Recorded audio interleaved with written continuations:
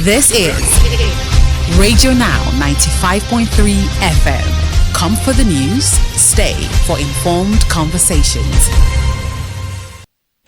Stock markets in countries like Japan, the United Kingdom and Taiwan posted losses in the last 48 hours or so after news of an impending U.S. recession. The U.S. recession further highlights projections of poor global economic growth this year compared to the growth that was recorded a decade ago. On this conversation this morning, we're examining what these latest economic developments mean for the Nigerian economy. My guest on this is Mukhtar Mohammed, international finance and economics analyst. Good morning and welcome to the conversation, Mr. Mohammed. Thank you for having me. So over the last 24 hours, some Asian markets have actually rallied. We've seen them post gains from the last 48 hours. Just if you could lay out very briefly what this means, the rallying back and what it means for the next few weeks to come. You know, the stock market itself is driven by information, then it's driven by fear and also by greed. So when the information data came from the U.S., especially the U.S. economy, and you saw the numbers were not impressive. Job of unemployment has gone to about 4.06%. Last in July, employment has come down by almost 20,000, and this was largely driven by the fintech companies, especially those involved in artificial intelligence, which are also dual listed in some of the Asian markets. And if they are not directly listed, they have a partnership with some of these companies in the United States. So that creates a lot of fear in the mind of investors. But like you said in the report, like I said, when information comes, it creates fear immediately. And then later on, people begin to dissect the information and realize that it's not as bad as, I think that's what, and mostly when there's a feeling that the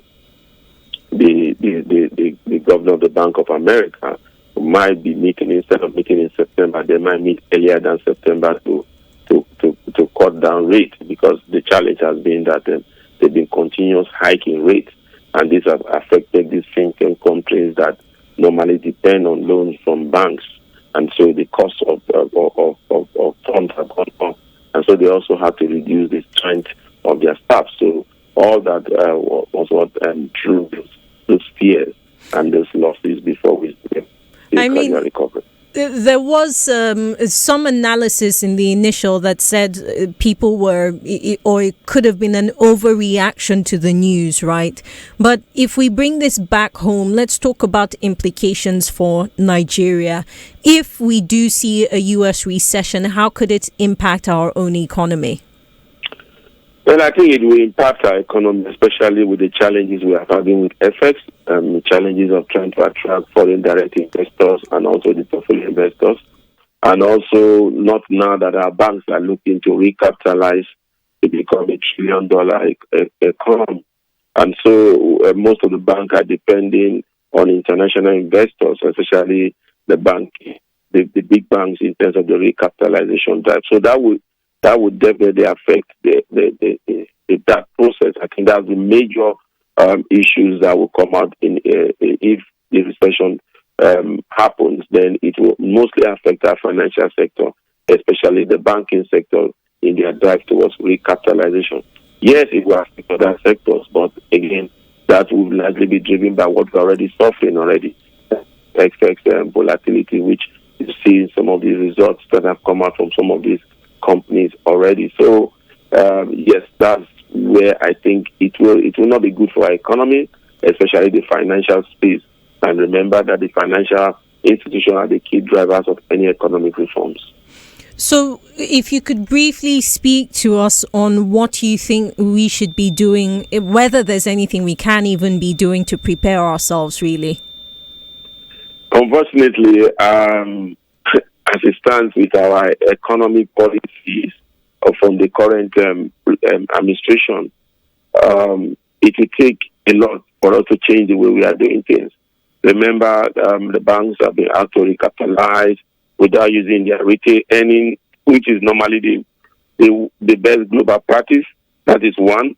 Secondly, we are seeing the physical side hike import duties, and the last one was about 1,600. So we we've seen the monetary side also continue to hike rates to the detriment of smaller business to attract foreign investors so that they can boost the external reserve, especially the dollar-dominated reserve.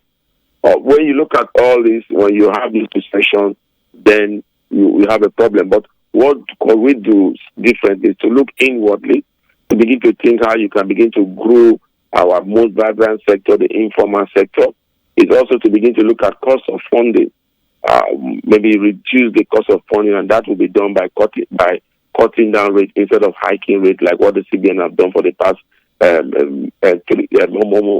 almost 3 years. So those are what will stop us. But unfortunately, maybe if we have recapitalized before now, we could have seen that not affect our financial sector. But I still believe that our financial sector also could be saved if the CBN has a policy change to make them realize that, okay, you can use your retained earnings, which is more than what they are asking them to recapitalize, especially the big four banks in Nigeria. They retain earnings over $1 trillion, and you are telling them to just recapitalize with 500 billion. So there must be a change of strategy, especially for both the monetary and the physical side, for us not to be greatly impacted if there's recession in the US. But to say we will not be impacted, we will be impacted in one way or the other. But to reduce those impacts, there must be a change in strategy from both the physical and the monetary. Mr. Mohammed, thank you so much for your analysis on this conversation. I appreciate your time. My guest, Mukhtar Mohammed, is an international finance and economics analyst, speaking to me on what the possible impact or what the impact of a possible U.S. recession could be on Nigeria's economy.